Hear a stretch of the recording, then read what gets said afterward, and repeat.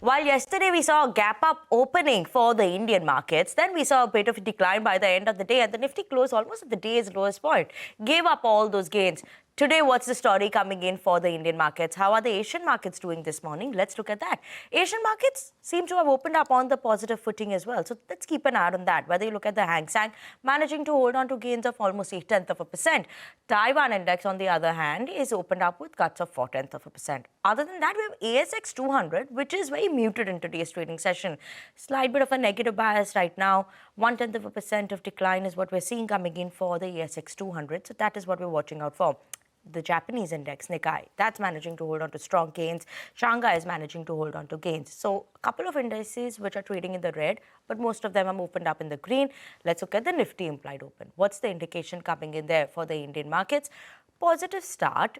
41-point uptick is what we're watching out for from the Nifty implied open today. So let's keep an eye out on that, whether this is going to be sustaining or, in the last 1 hour of trade yesterday, what we saw, a bit of, a downtick that came in for the market. Is that something that's going to continue, or maybe an uptick is what the markets will continue, is something we'll keep an eye out on. As of now, Nifty implied open is up almost 40 points. But a lot of global market action that's happened, whether US market that we talk about, European markets also. How is all this going to be impacting our Indian markets? We have a team of research here to set you up for trade, tell you which are the important stocks to watch out for, as well as the cues in the world of F&O. First up, let's go across to Vivek, who's here to tell us what are the important market cues that we should be keeping an eye out on today. Good morning, Vivek. Well, good morning. Like you mentioned at the start of the show, largely positive set of cues is what you've got from overnight equity markets. But we will need to keep an eye out for as far as the commodity space too is concerned. Like you can see on the screen, all of the US markets are led by the tech-heavy NASDAQ did quite well. All of them ended with gains. On the other hand, oil prices for the second straight session post-US actions on Russian oil companies actually surged almost 5%. Today showing a bit of a downtick, but now Brent over the $65 a barrel mark. Now, along with that, gold prices after 2 sessions of significant cuts yesterday rallied almost 2%. So that will be another commodity that we will have our eyes on.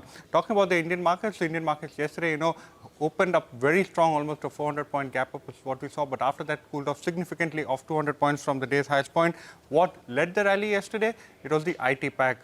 Positive news flow regarding trade deal. Hopes are there going ahead and fructifying. And along with that, you are also talking about some easing coming in as far as the H1B renewal process is concerned. So that aided the rally as far as IT was concerned. On the other hand, the entire oil and gas pack, the entire crude sensitive pack saw significant selling pressure. This on the back of the fact that oil prices spiked on the sanctions that we mentioned before. Now, key to watch out for in today's trading session, there's one listing, Midwest. That particular IPO will list today. Along with that, key results, Dr. Reddy, SBI Life, Coforge, SBI Cards, among a few names that will report their results today.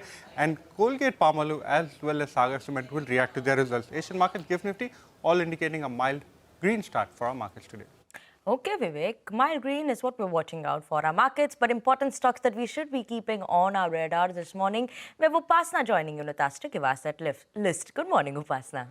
Good morning, Winnie. First up, let me start with Colgate. It reported its Q2 numbers. Overall, it was a weak quarter for the company. There has been a degrowth across the board. The revenue and EBITDA has seen a downtick of nearly about 6% on a YoY basis, while PAT has declined as high as 17% on YoY basis. Now, one of the biggest story for today is Cipla. The company and Eli Lilly has signed an agreement for a weight loss drug, that is tirzepatide, and analysts say that this could add 3% to the company's domestic revenue and 1.5% to the EBITDA in next 3 years. Now, defense stocks will also be in focus as DAC has cleared procurement proposals worth 79,000 crores. Hence, stocks like BDL, BEML, Data Patterns, Astra Micro, all these stocks will be on our radar today.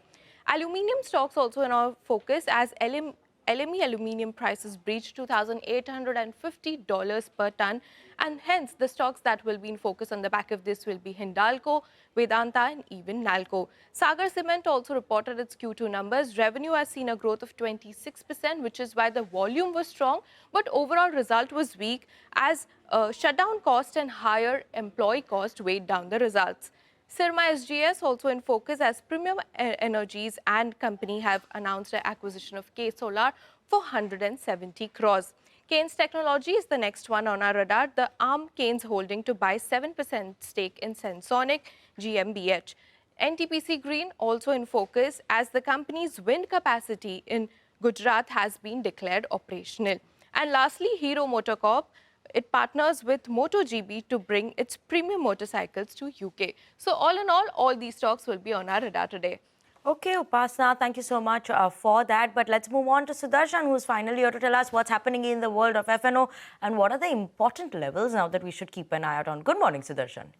Good morning, Vinny. So yesterday we were talking about the record high level, and that was courtesy the big indication that we are getting from GIFT Nifty, which had indicated that market opened with a gain of almost 400 points, and we might see an extension to Diwali celebration.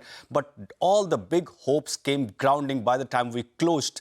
But good part was that big gains that IT stocks had seen, that helped Nifty close in the green. So today also, that yesterday we saw Nasdaq closing with gains of almost 200 points. So today also we might see support coming from IT pack. Now for today, GIFT Nifty is indicating a start with a gain of around 40 to 45 points. As far as flows are concerned, it remains healthy. While in the cash market yesterday we saw FIs selling, DIs remain on the buy side, but in the derivative market, FIs continue to be on the buy side. Yesterday also in the derivative market, they have bought more than 4,600 crore. They have added long positions of more than 10,000 contracts and also have reduced short positions of more than 13,000 contracts. Now FI long exposure has increased to 24%. In the option data, now major activities are seen in the range of 26,000 to 26,200 on the both side, put as well as call. So on the call side, 26,200 has seen maximum addition was more than 50 lakh shares in the open interest, with premium rising to almost 35. And on the put side, we saw premium falling for both 26,000 and 26,100. So support for Nifty will remain around 25,790, and the first resistance would be around 26,135. As far as Nifty Bank is concerned, support would be around 57,800, resistance would be around 58,600. Samman Capital has come out of the band. I'll keep it on few stocks that had seen fresh shorts. Majority of the stocks have been seeing short covering, but two-pack Hitachi Energy yesterday saw fresh shorts, and OMC pack also you would have seen that crude has been moving higher. Brent is now around $66 per barrel, so keep an eye on all three OMC names. Okay, thank you so much for that, Sudarshan. Keep an eye out on all those important cues in the world of FNO. But let's